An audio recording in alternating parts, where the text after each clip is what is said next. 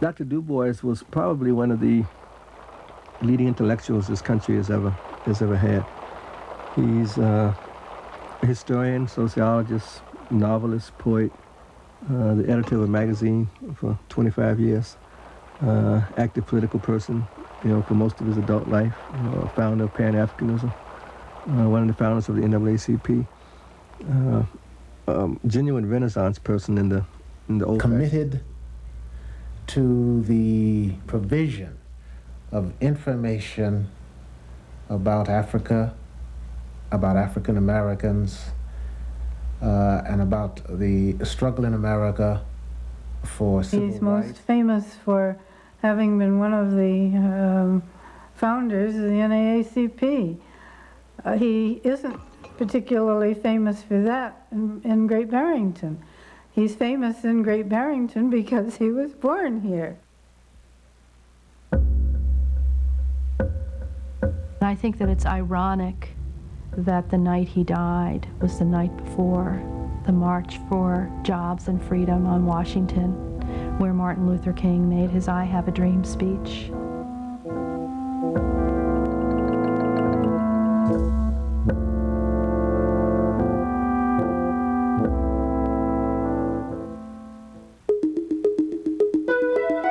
Dr. William Edward Burghardt Du Bois is considered to be one of the leading intellectuals of the 20th century. In 1896, he was the first African American to receive a doctoral degree from Harvard University. His dissertation, The Suppression of the African Slave Trade, was published in the highly acclaimed Harvard Historical Series. He was also one of the founding members of the NAACP and editor of its magazine, Crisis, for 35 years. Du Bois published the first sociological study in the United States, The Philadelphia Negro. The study continues to serve as a model for 20th century research. For this work, Du Bois personally interviewed approximately 4,000 people. He was also a key figure in the Pan-African Congress. Du Bois was committed to relieving the grip of European colonialism in Africa and creating unity among Afrocentric cultures worldwide. Spanning the course of 80 years, the volume of his work has not been matched by many.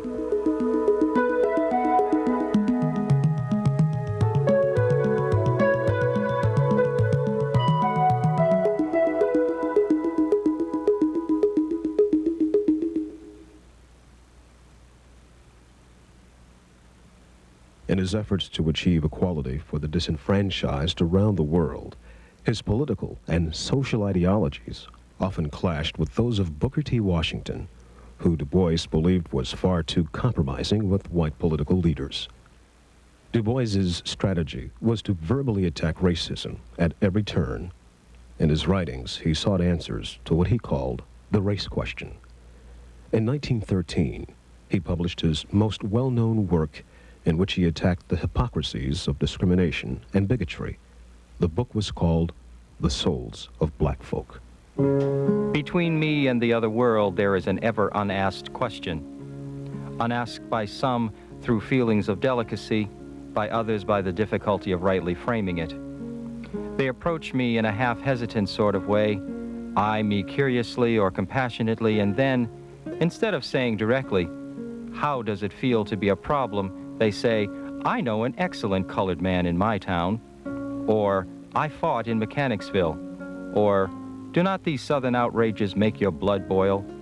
At these, I smile, or am interested, or reduce the boiling to a simmer as the occasion may require.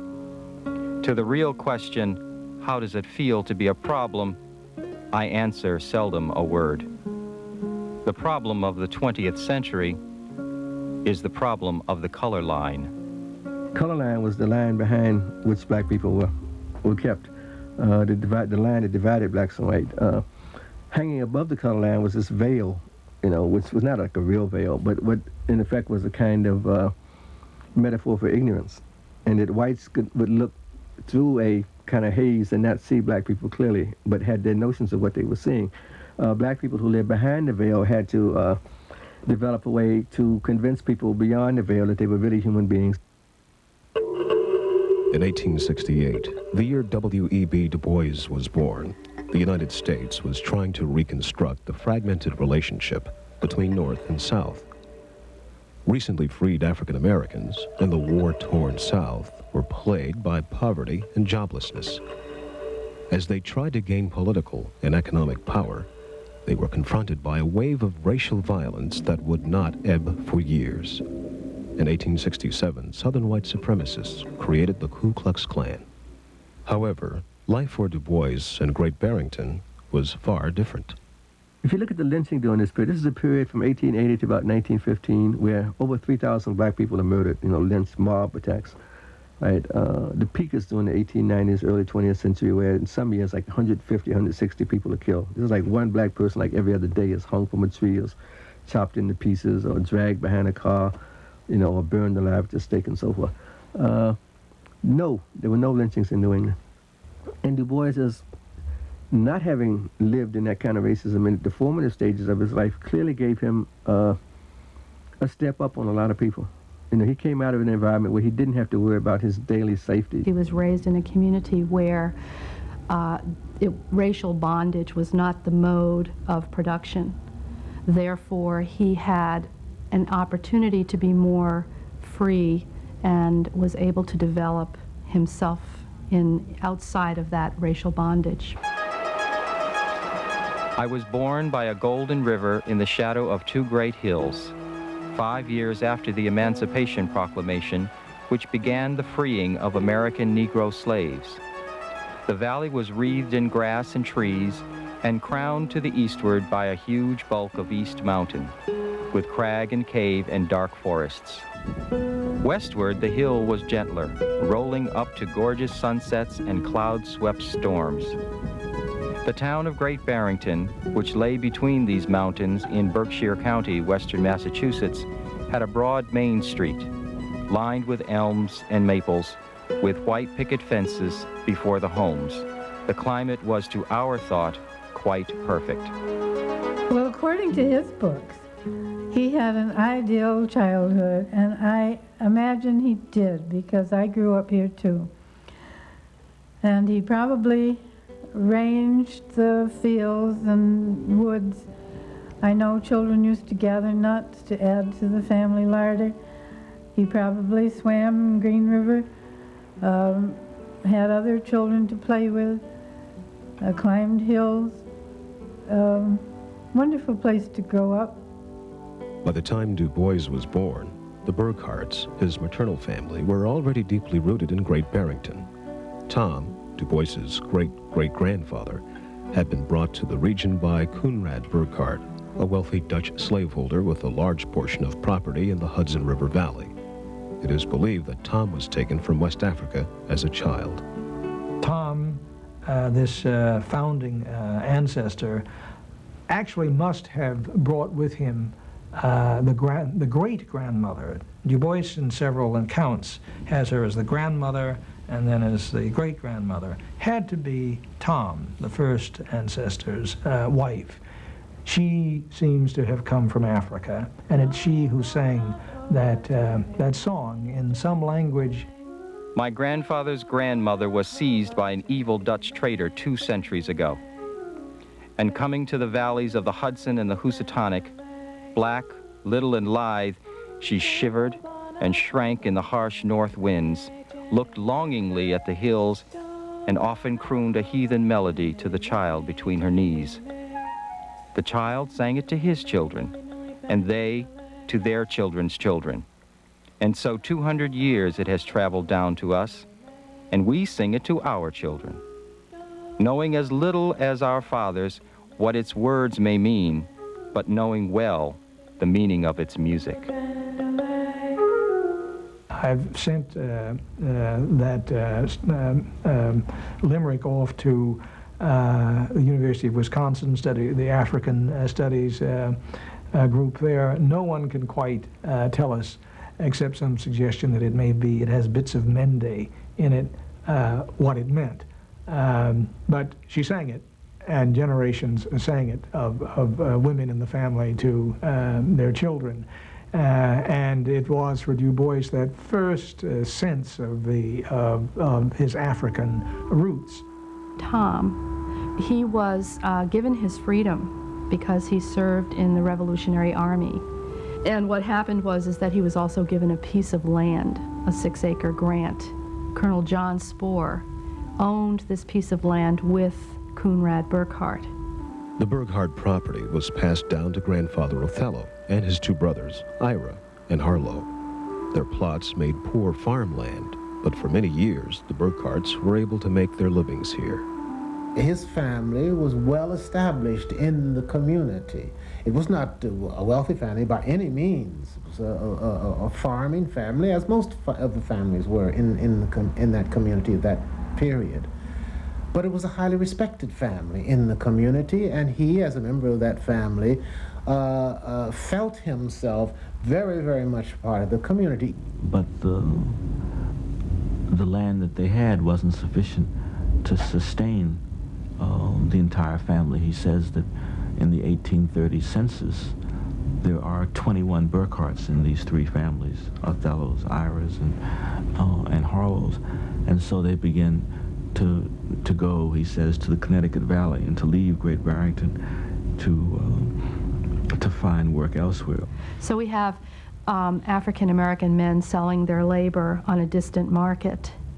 So African-American women had to scramble and try and contain themselves in the town and took domestic jobs. The black Burghardt women wanted to hang on to that piece of land. And so what you start to see is the shifting of the land through women. The experience of living with independent working women may have laid the foundations for Du Bois's respect for them. As an adult, his closest friends were female. He was also an ardent supporter of women's suffrage. The respect that Du Bois had for women was not something that he then decided to take on. It was there from the beginning, and it was there because I think he saw it from the men in his family as well as from the ways in which the female members of his family, the women in his family, were treated by them. Du Bois's mother, Mary Sylvina, was Sally and Othello's youngest child. His writings reveal that he was quite close to his mother, and her influence shaped his character. Mother was dark, shining bronze, with smooth skin and lovely eyes. There was a tiny ripple in her black hair, and she had a heavy, kind face. She gave one the impression of infinite patience, but a curious determination was concealed in her softness. As a young woman, she had a son, Idlebert, born of a love affair between her and her first cousin, John Burghardt. The circumstance of this romance I never knew. No one talked of it in the family. When she was 35, Alfred Du Bois came to town. At some point, came into the valley, this handsome, debonair, cavalier Civil War veteran, wearing his Civil War uniform still, Alfred Du Bois, of Huguenot extraction and partly Haitian Creole extraction. She married him, and as I said earlier, then left in order to find a place where they could live with greater prosperity elsewhere. I think that is not, in fact, the whole story. In fact, I've so written. And it was one of those sources of great pain to Du Bois. He was certainly not illegitimate. The record is there in the courthouse in Great Barrington. But the absence of the father troubled him much of his life and caused him to spin hypotheses about the sort of man his father must have been and what he must have done after he left Great Barrington. He arrived in Great Barrington in 1867. He was small and beautiful of face and feature, just tinted with the sun, his wavy hair chiefly revealing his kinship to Africa. In nature, I think he was a dreamer, romantic, indolent, kind, unreliable. He had in him the making of a poet, an adventurer, or a beloved vagabond, according to the life that closed around him. And that life gave him all too little. I really know very little of my father. He's a bit of a gambler. He's a rake hell. I think that his departure, in fact, was not to go away. I think you may argue that he deserted his family. I suspect that Du Bois may have just heard something at some point in his teens or later about his father, and just enough to disturb him, really disturb him, and so all the more reason then to romanticize his father, who wouldn't do this.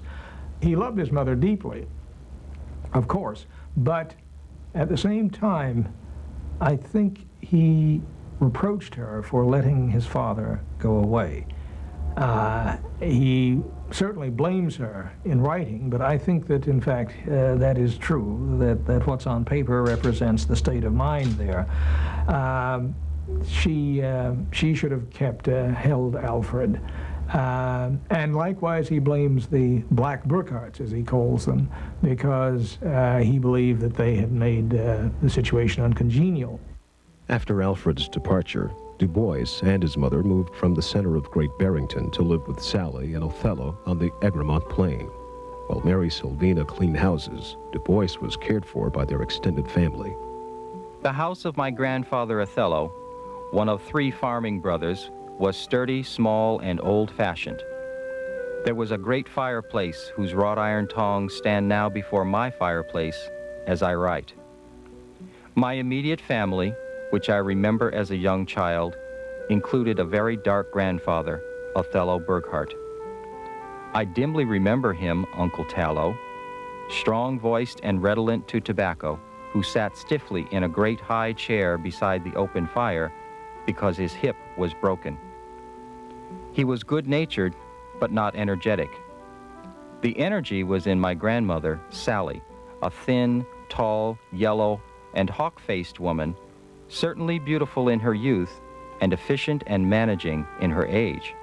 She had Dutch and perhaps Indian blood, but the rest of the family were black. Du Bois writes romantically of how memories of Great Barrington's beauty stayed with him for the rest of his life. Here, he thought, was a child's paradise. Early on, he developed a love for his natural surroundings. He truly loved New England. And this goes on and on and on about how beautiful it is in the Berkshires.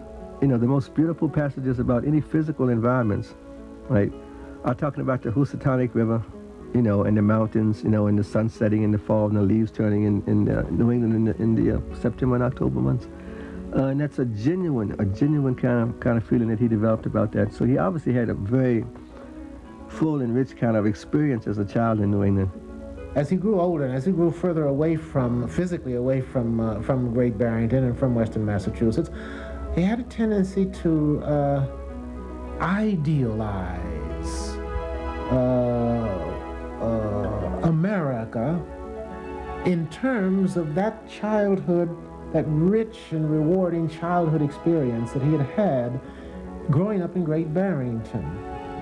My town was shut in by its mountains and provincialism. But it was a beautiful place, a little New England town nestled shyly in its valley with something of Dutch reticence. The Housatonic, yellowed by paper mill, rolled slowly through its center, while Green River, clear and beautiful, joined to the south. The main street was lined with ancient elms. The hills held white pines and orchard, and then faced up to magnificent rocks and caves which shut out the neighboring world. At this time, Berkshire County had a small but stable African-American community. Unlike other areas of the United States, segregation was not complete. All men had the right to vote. Abolition was a subject talked about heavily. The Berkshires were a stop on the Underground Railway north to Canada and Vermont. The area was steeped in this, and this acceptance of the races had been prevalent here since the Revolution and the freeing of the first slaves in New England under the 1781 or in Massachusetts under the 1781 Constitution. So it would not be unusual for this acceptance to be found in a New England town. They really believed that if God's kingdom was going to be, you know, brought into realization, you had to eliminate all the evils on earth so that Christ would come again. Well, the biggest evil was slavery. and so you had to clear away slavery as a kind of barrier so that you could have God's kingdom on earth. And so that attitude also encompassed the notion that if black people were God's children, they ought to be uplifted so that they too could be equal in the eyes of Christ and so forth. There's a kind of reverse racism involved in that. If you think blacks are the last people, the least of God's children, that they'll be the first God will pick up. See, so you kind of, if you hung around them and did good with them, then you get picked up like next. See, so there's a lot of kind of theological self-serving in helping black people in some cases. In Great Barrington, Du Bois says he was given the same kinds of privileges that many white children had. Friends included sons of wealthy mill owners who allowed him into their homes just as they did their white peers. There was, however, a great deal of discrimination against poor Irish immigrants. But Du Bois says if he experienced any racism in elementary school, he was not aware of it. I think he was a very self-assured young boy, that he enjoyed his life, that he enjoyed his surroundings, his playmates. I don't think he felt the color line as a small child because it was not really a present, it wasn't present to him in the sense that as a child he was secure. They went to church. They participated in all the main activities of the town. He says until he began to get to high school, it's at the age of puberty, that it began to be a hint of some possibility of difference. He also talks about summer tourists, because they come summer tourists who are not part of the Great Barrington family, come to the town and see this black boy running around. At that period in his life, he was accepted as another member of, as I say, as a member of the community, as a member of an old family, and never felt really, until somewhat later, that he was different. And he talks about in one of his autobiographies the experience of having his calling card rejected by a white girl student. They were practicing how to be ladies and gentlemen, and a newcomer refused to exchange her visiting card with Du Bois.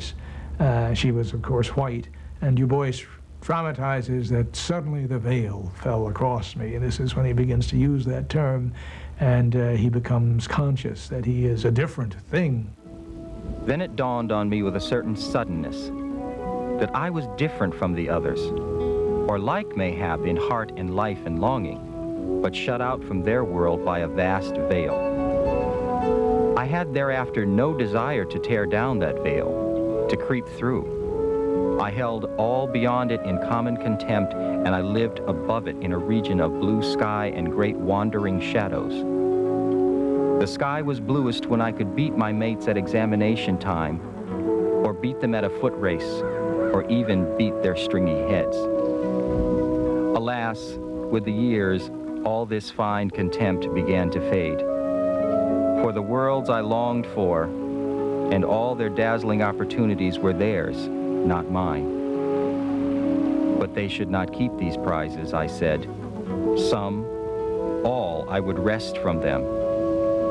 Just how I would do it, I could never decide. By reading law, by healing the sick, by telling the wonderful tales that swam in my head. Some way.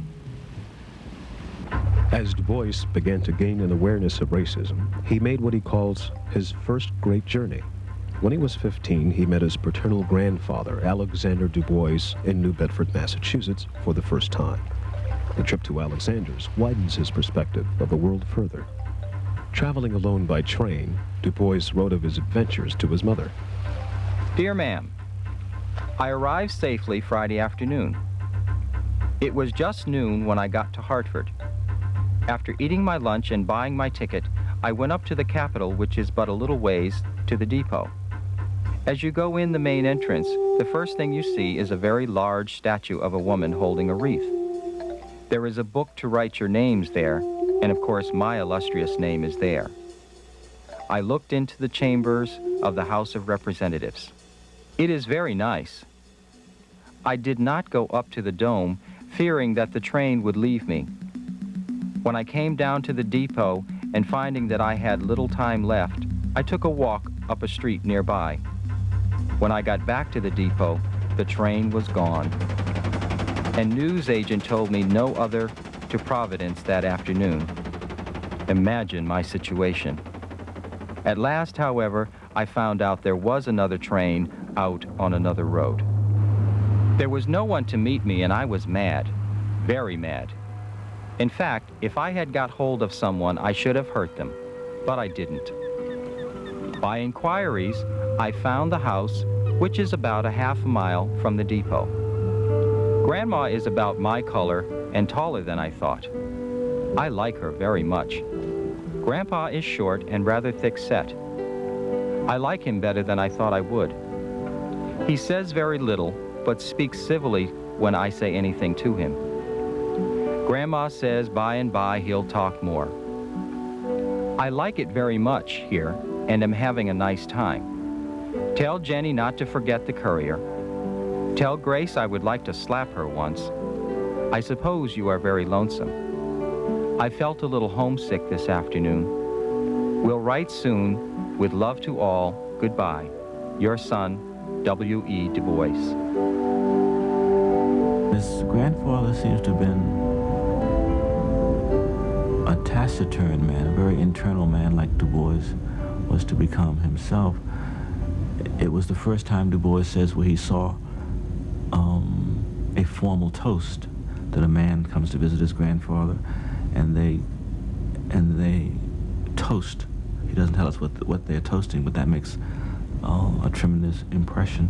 Alexander also put him in touch with the Reconstruction period, because that world that Du Bois was soon to know a great deal about, Alexander knew a great bit about the politics of it, the Grant administration, and he must have heard grandfather talking that particular day to a man named Mr. Freeman about where we've come in the national politics. This was a time when the sections were coming back together and healing the rift of the Civil War. It was important primarily because it was a link to the father he never knew. And he knew the maternal side of his family, but he didn't know the paternal side. He saw a kind of dignity that he had not seen amongst African Americans. His mother's brother, James, was a barber and a good citizen, but no flair, no style, no crystal decanters there. And so this was important for Du Bois's self-concept. I can meet the world because I come from somewhere, from gentle people. And of course, grandfather put him in his will and left him a small sum of money and the things he needed to build his persona on, his diaries and some correspondence. Although many members of the Burghardt family could read and write, Du Bois was the first to attend high school. In 19th century New England, where children had to go to work early to help support their families, secondary education could be a financial hardship. But Du Bois's great intellect was detected early, and he was supported by many. When he got into high school, his teachers and others began to realize how exceptionally bright he was. I think he graduated the first in his class from high school, and gave one of the speeches at graduation. He went to the Great Barrington High School, and they had a small class, and the principal of the high school at the time was Frank Hosmer. Frank Hosmer steers Du Bois to what we would now call the college course. He takes Greek and Latin. He has to buy the books.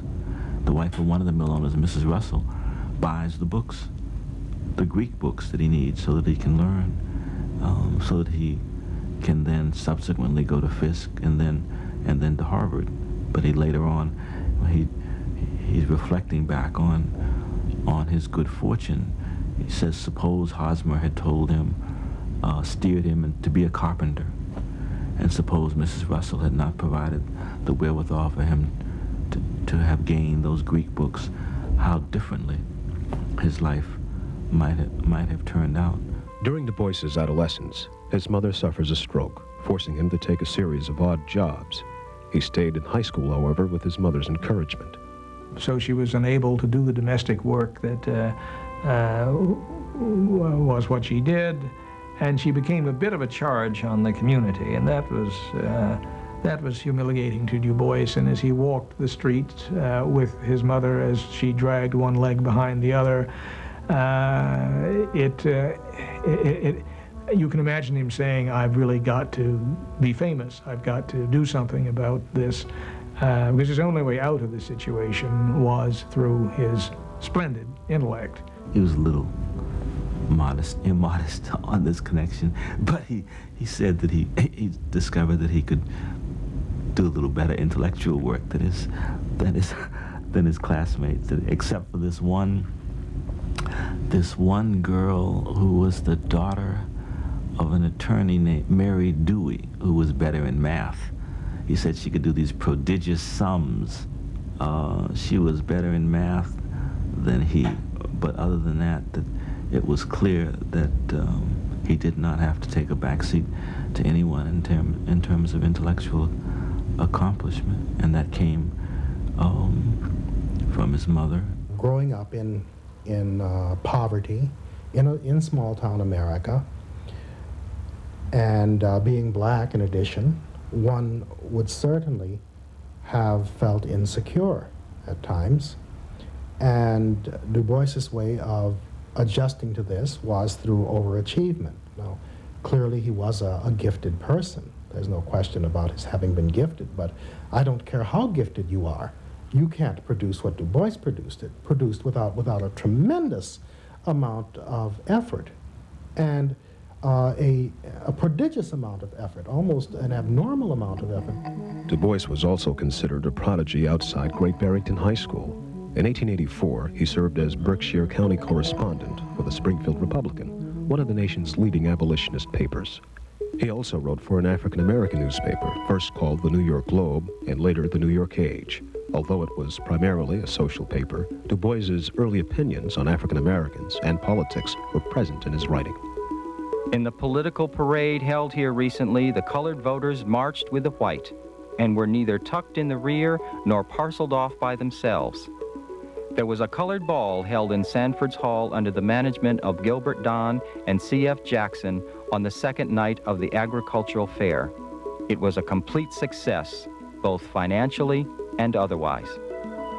The annual town meeting draws near, and colored voters had best begin to look toward their interests.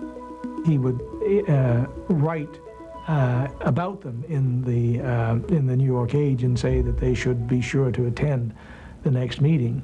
So that appreciation of participatory democracy, which is just one of those great New England assets for that period of time, certainly spoke to him.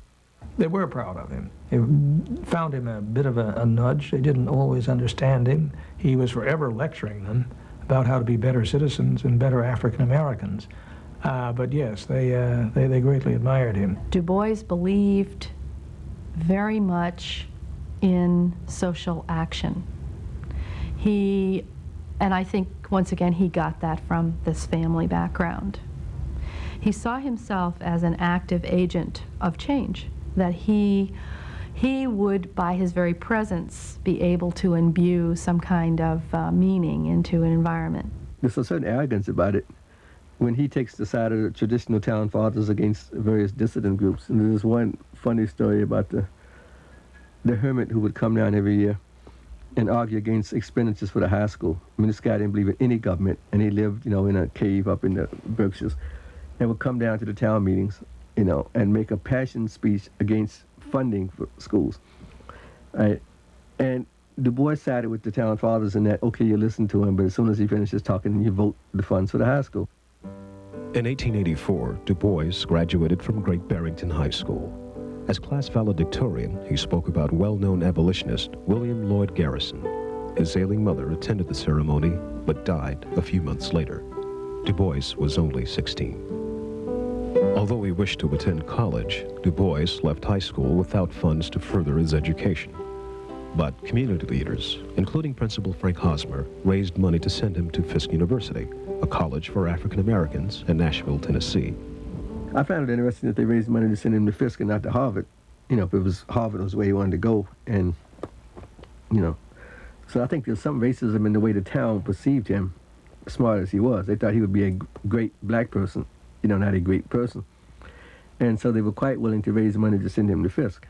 You know, it seems to me if they really, with that gung-ho, they could have raised a few more dollars and sent him down to Pike to Harvard, but they didn't seem to want to see it that way. While Du Bois says that his family, some members of his family, were somewhat disenchanted because they thought of himself and themselves as northern Negroes. And why couldn't the people who had befriended him find him a job in town like his white classmates? Du Bois himself did not feel that way and was quite excited and enthralled about going to meet his people. I think he's really anxious to move on without anywhere to go. And his mother drops dead. And that makes it possible for him to have a life. And I would suppose, I've talked to some psychiatrists about this, that the guilt that one must carry with one in that you wished your mother gone and she drops dead, and as a result of that, as an orphan of the community, money comes in to make it possible to go to college. Had she stayed in her invalided shape, he would have had to stay in Great Barrington to look after her and to work in the grocery store, to maybe Frank Hosmer could have found him something to do on the Berkshire Courier, say, but far cry from the world that in fact he's entering when he leaves. Because Du Bois graduated 2 years early, it was decided by town benefactors that he should wait a year before heading south to Fisk. In order to make a living, he was given a job on the Searles Castle construction project. He got a job one summer as timekeeper on the building of the Searles Castle, which was a large French chateau-style castle right in the middle of the town of Great Barrington. Most great estates are hidden away. This one is out in plain sight. So when it was going up, they needed a timekeeper to keep time for all these men that were working, several hundred. He got $1 an hour. When Du Bois left Great Barrington for Fisk University, he would never again reside in western Massachusetts. A few years after he graduated from Harvard, he married his first wife, Nina Gomer, and memories of the region's beauty stayed with him and seemed to serve as comfort when their firstborn child dies. He died at eventide, where the sun lay like a brooding sorrow above the western hill, veiling its face, when the winds spoke not, and the trees, the great green trees he loved, stood motionless. I saw his breath beat quicker, pause, and then his little soul leapt like a star that travels in the night and left a world of darkness in its train. The day changed not. The same tall trees peeped at the window. The same green grass glinted in the setting sun. Only in the chamber of death writhed the world's most piteous thing, a childless mother. A perfect life was his, all joy and love, with tears to make it brighter, sweet as the summer's day beside the Housatonic. He knew no color line, the poor dear, and the veil, though it shadowed him, had not yet darkened half his sun. Burghardt was his son, and they were in Atlanta when Burghardt was born. And I think that part of also the fact that he named the child Burghardt only points to his devotion to the black Burghardts. He states that he would not bury his son in the red clay of Georgia, and he brought him and he brought his body up to be buried in the cemetery in Great Barrington with his mother and his other family members. Since he had a more stable upbringing and was given more advantages than many African Americans under a siege of extreme racism, Du Bois was fully aware of what his personal strengths were and proceeded to use them in his work. It gave him certain securities, that's for sure. it's very important, I'm sure, to have family that goes back and back and back unbroken. And it's very important to be treated occasionally as a curiosity, but usually as a human being. And very important to think that merit can get you somewhere, and that clearly was ingrained in the ethos of Great Barrington. He also brought out, you know, a belief that he could compete with white society because he grew up in an all-white environment, you know, predominantly white environment, and he was as good as anybody else. So there's no way you're going to convince him that black people couldn't compete with white people because he already had. He was the smartest person in his high school. Well, he knew that. You know, regardless of what anybody else knew, he knew that. You know, so the idea that somehow he should take second place to anybody in white society based on brains just never entered his head. There's a wonderful question that someone asked him when he was young. It's one of those 6th grade schoolroom class questions of, you know, what has been the most important influence on your life? And he said, my family, free birth, and ownership of land. As a student at Fisk University, Du Bois says he was confronted by the crueler side of racism. Here he was, for the first time, a witness to Jim Crow segregation and the extreme poverty of most African-American Southerners. Holding fast to the ideals of Great Barrington abolitionists, he taught African-American school children in rural Tennessee during summer months. This was the beginning of Du Bois's attempts to actively improve conditions for those he called the oppressed peoples of the world. Anthropologist St. Clair Drake calls Du Bois's life a self-documented and experimental life. And that Du Bois was, in a way, a living witness to his own hypothesis. In other words, that there was no basis for the race concept that Africans and those of African descent are inherently biologically, mentally inferior. And so when he came up against the color lines so strongly, I think he then decided to use scholarship and use social science, if you will, for social reform. There's a tendency in 19th century black thought to try to figure out, because the U.S. is not settled yet. We have to remember that what we see now is not what Du Bois saw. If you look at Europe, European nations are just coming into being, so that the possibility of blacks defining themselves in the world is still open. It's not a closed question at all. Black Americans are trying to figure out where they fit as the world develops and these new kind of forms of political life come into being. You know, what kind of national life will blacks have? Will they be part of America? Will they be a separate nation? Should they return to Africa and build a nation African? All these kind of currents were very much a part of late 19th century thought. And Du Bois was positioning himself to try to work out those. Historians point out that some of the facts Du Bois documented in his autobiographies aren't completely accurate. He gives 2 separate dates for his mother's death, one before he left high school and the actual date after he graduated. At some point, the day, the year, I'm not sure, Du Bois decides that he is going to lead his people. In fact, the difference between the race and himself, it doesn't exist. His future, his fate, is the fate of the Negro people. Well, once you reach that conclusion handily and niftily, then you've got to look at where you came from. And you're not going to let family history get in the way.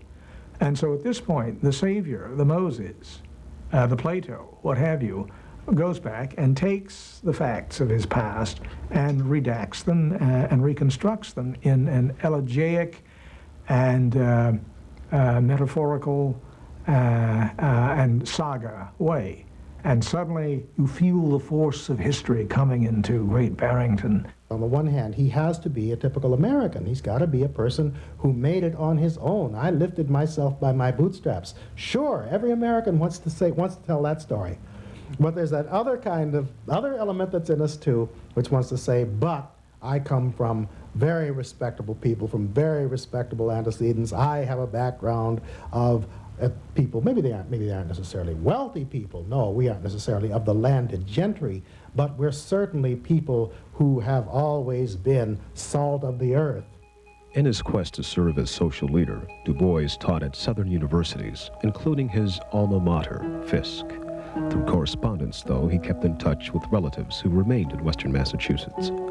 He had long dreamed of returning to Great Barrington to live again in the house that was once Grandfather Othello's. That dream came close to reality. It was a result of a number of his friends in the NAACP grouping together to buy the original Burghardt homestead out on the plain.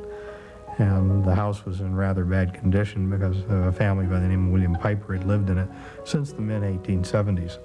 And it was rather tumbled down. And Du Bois, that first summer that he was up here in 1928, made some efforts to do some restoration and preservation on it. He must have talked about the house of the Black Burghardts to his friends, or else why would they have bought it for him for his 60th birthday?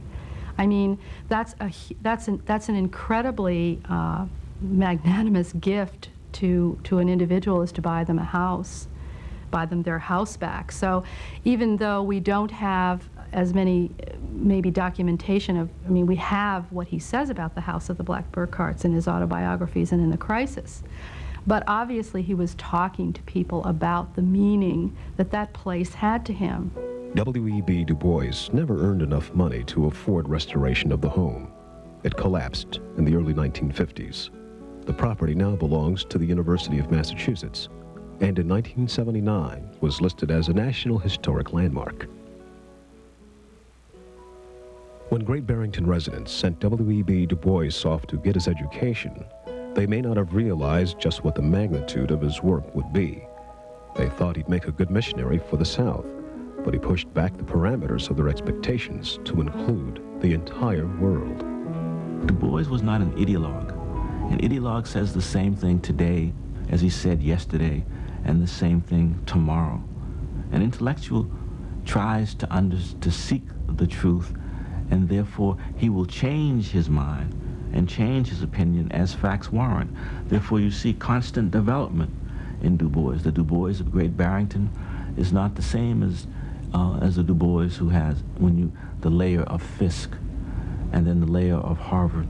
He not only had a rare clarity, an ability to see where we as a country were going, we as a world were going, but he also had a concise and graphic way of saying it. For example, he said one time, when did we turn from becoming a nation of tinkers and thinkers to being one of buyers and liars? One of the things I think that Du Bois was able to do was to create a world community image. And we now have a lot of scholarship, and have had in the last couple of decades, where folks are starting to look at the world community. We call it the global village.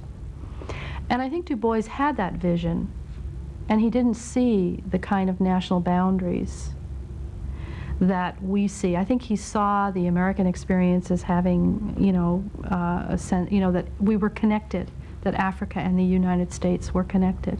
And he served, I think, too, as, he still does, an inspiration to people. Souls of Black Folk, the way people responded to the deep meaning that the book held for them, how it really changed their sense of themselves and their focus in life once they read the book. As Du Bois came to believe that the democratic process he so revered in Great Barrington did not always apply to those who were oppressed, he became increasingly dissatisfied with the U.S. political process and attracted to communism. In 1950, he ran unsuccessfully for U.S. Senate on the ticket of the New York Progressive Party. He later made several visits to the Soviet Union, meeting with Khrushchev as well as Mao Zedong in Communist China. In 1951, he was indicted and acquitted of subversive activities during the McCarthy trials. 10 years later, he officially joined the Communist Party. And he came back to the States quite convinced that the socialist organization of society was superior to the capitalist organization of society. And he had an early association with the Socialist Party of the United States, which did not last very long because there were difficulties about their attitude toward Black Americans. And he, however, maintained a commitment to the socialist ideals, and as a result was very active in the period following the Second World War, very active in effort to extend and expand the friendship between the Soviet Union and the United States.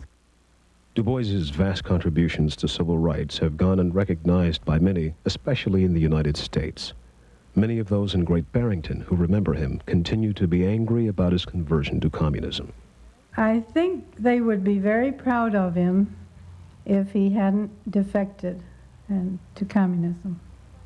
I have realized something that I don't think he realized, perhaps, that the blacks in America could never go back to Africa. The culture was different. And I believe that eventually we'll have our problems all straightened out. But it may take a while.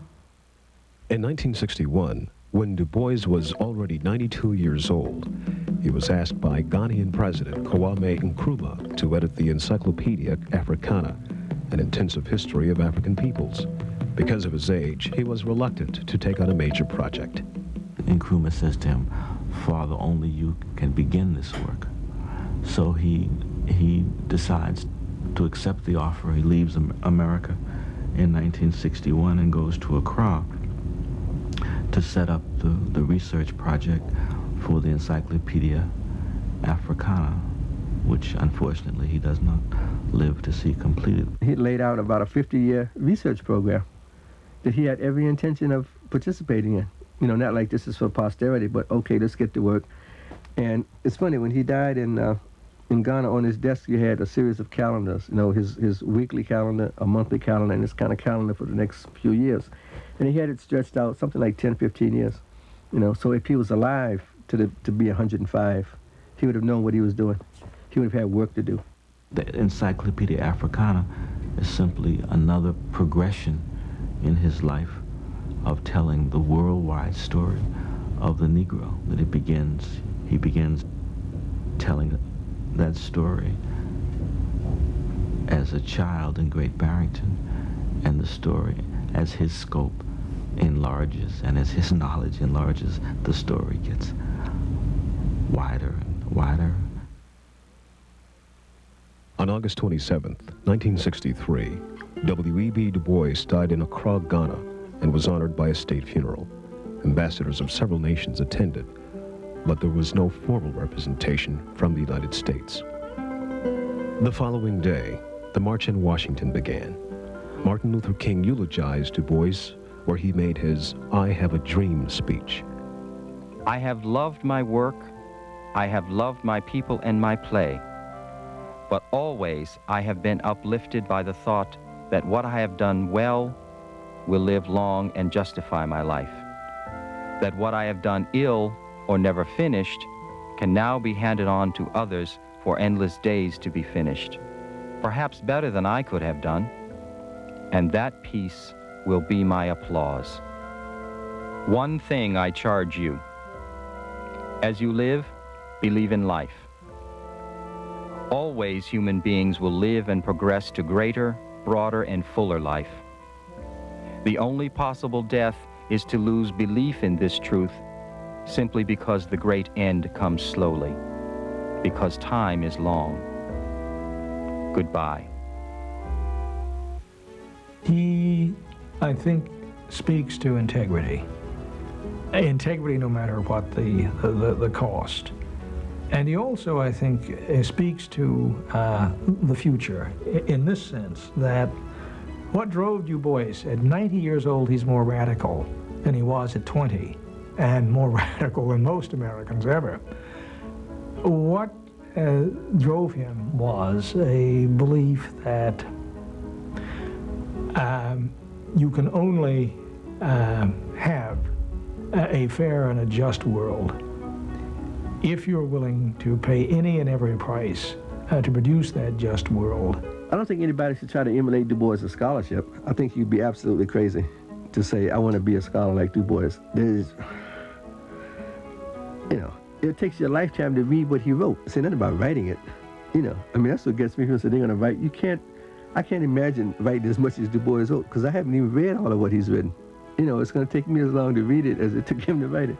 Dr. Du Bois's work, his commitment, so forcibly demonstrates the necessity, the need, the value knowledge of, an appreciation of, and an acceptance of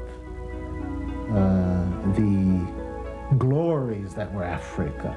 So if we have anything to learn from Du Bois's work, is that we have lost the most magnificent potential in the 20th century, that we didn't lose it, but we could have.